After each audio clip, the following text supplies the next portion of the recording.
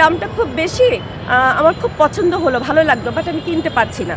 এটা তার সামর্থ্য অনুযায়ী তো সে এটা করতেই পারে, এটা আমি না, যে কোনো ব্যক্তি করতে পারে। তো আমি আশা করব এবং চাইবো লেখকদের কাছে বা যারা পাবলিশ করেন তারা কিছুটা হলেও লেস দেওয়ার চেষ্টা করবেন, যারা গ্রাহক বা পাঠক তারা কিনতে পারবে এবং পড়তে পারবে, সুবিধাটা করার জন্য সবার ক্ষেত্রে। I think and I understand that বই পড়াটা অবশ্যই গুরুত্বপূর্ণ এবং জরুরি। যে কোনো ব্যক্তির বই পড়ার মধ্য দিয়ে সে অনেক কিছু জানতে পারবে, বিভিন্ন প্রেক্ষাপট সম্পর্কে অবগত হতে পারবে এবং নিজেকেও সে বিল্ড আপ করতে পারবে এবং অন্যের সাথে কমিউনিকেশন করাটাও তার সুযোগ হবে এবং তার যে নিজস্ব প্রতিভা থাকুক, যার যতটুকুই থাকুক, সেটা ফুটে উঠবে যদি সে চায় এবং মনে করে। এবং বই পড়ার কোনো বিকল্প কিছু নেই। ফার্স্ট অফ অল হচ্ছে একটি ব্যক্তির, সে যে কোনো ব্যক্তির পরিচয় হচ্ছে, আমি বলবো প্রথমত মানুষ, তারপর হচ্ছে তার একাডেমিক কোয়ালিফিকেশনটাই জানা হয়। একটু জানতে চাই যে ইদানিং দেখছি তরুণ প্রজন্মের ক্ষেত্রে এরা বই পড়ার দিকে আগ্রহটা একটু কম, অনলাইনে যতটা বিজি থাকে। আপনি না, এখানে আমার মতে যেটা আমি বলবো সেটা তরুণ প্রজন্মের বই পড়াটা কম, এটা টেকনোলজি, এটার প্রতি তারা খুব আগ্রহী এবং অনেক আগে থেকেই তারা টেকনোলজির উপর পড়াশোনা করছে, টেকনোলজি নিয়ে কাজ করছে, ওটাও ওয়ান কাইন্ডস অফ স্টাডি। আর হচ্ছে যে কোনো স্টাডিকে আমার মতে আমি প্রায়োরিটি দেই এবং ইম্পর্টেন্ট মনে করি এবং বুঝে থাকি সেটা। তো যে কোনো স্টাডি, যে কোনো বই পড়াটা আমার কাছে ইম্পর্টেন্ট এবং নেসেসারি। কেননা যে কোনো বই থেকে আমরা কিন্তু একাডেমিক পড়াশোনা ছাড়াও যে কোনো বই থেকে আমরা অনেক ধরনের তথ্য পেতে পারি এবং অনেক কিছু অজানা বিষয়গুলো জানতে পারি, দেন আমরা চিন্তা ভাবনা করে যে যার মতো বুঝতে পারি। তো এক্ষেত্রে ফিজিক্যাল বই পড়া, যেটা হার্ড কপি পড়ার প্রবণতা কমে যাচ্ছে নাকি, ইদানিং কমে আসছে কিনা, আপনি কি মনে করেন?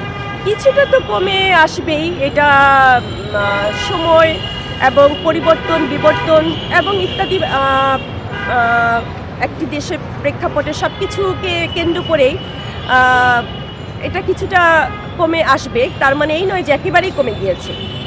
আর এমনও তরুণ প্রজন্ম বা তরুণরা আছেন যারা এখনও বইকে ভালোবাসে, বইকে পছন্দ করে, বই পড়তে ভালো লাগে এবং তারা লেখালেখিও করে এবং তাদের লেখা আমি নিজে পর্যন্ত পড়েছি, দারুণ লেখে এবং চমৎকার লেখা তাদের আমি পড়েছি এবং আমি নিজেই অবাক হয়ে গিয়েছি যে এতটা চমৎকারভাবে লিখতে পারে এবং এতটা থট তাদের আছে, এতটা আন্ডারস্ট্যান্ডিং পারপাস মানে পাওয়ার তাদের আছে।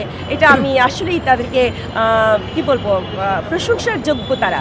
এবং শুধু প্রশংসা না, আমি তাদেরকে অসংখ্য ধন্যবাদ জানাবো এবং তাদেরকে আমি এটাকে কন্টিনিউ রাখতে বলবো। এগিয়ে রাখবেন কোনটাকে, বই পড়াটাকে নাকি অনলাইন যেটা? না, দুটোই ইম্পর্টেন্ট এবং জরুরি আমার মতে। কারণ অনলাইন বেস পড়াশোনা অনেকের ক্ষেত্রে অনেকে যেটা অফলাইনে পাচ্ছে না বা অফলাইনে অনেক ধরনের রিজন আছে, কারণগুলো আছে, সেটা ব্যক্তিগত হোক, পারিবারিক হোক, ফিনান্সিয়াল হোক বা যাতায়াতের কারণে হোক বা ইত্যাদি। তো সেক্ষেত্রে অনলাইনে পড়াশোনা, অনলাইনে জব, অনলাইনে বিজনেস, ওটাও ইম্পর্টেন্ট, ওটাও জরুরি। ঠিক তেমনি যারা আবার অফলাইনে কাজ করছে তাদেরটাও জরুরি এবং গুরুত্বপূর্ণ। আমার কাছে দুটোই সমান।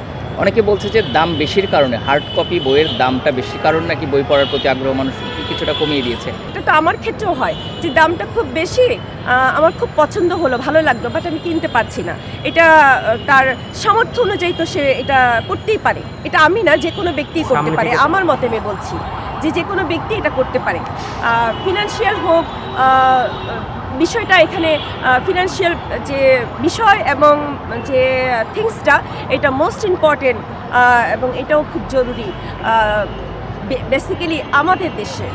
তো এই ক্ষেত্রে বইয়ের দাম, বিশেষ করে শিক্ষা উপকরণ সহ এগুলোর দামের ক্ষেত্রে আপনি কি বলবেন, একটু কমে দেওয়া জরুরি কিনা বা অবশ্যই সরকারের আমি একটু গুরুত্ব দেওয়া বলতে উচিত? চাইবো যে কারণ আমি নিজেও বই কিনতে আমার ভালো লাগে, বই পড়তে ভালো লাগে এবং আমি নিজেও পছন্দ করি। আমার বাসায় হিউজ পরিমাণ বই আছে এবং 2020 সালে সম্ভবত 2020 সালেই আমি বইমেলার লিটল মেগা চত্বরে কাজ করেছিলাম। তো সেখান থেকে আমি অনেক বই গিফট পেয়েছিলাম। মানে ওটা তো আমার মেমোরেবল ডে হয়ে থাকবে সারা জীবন।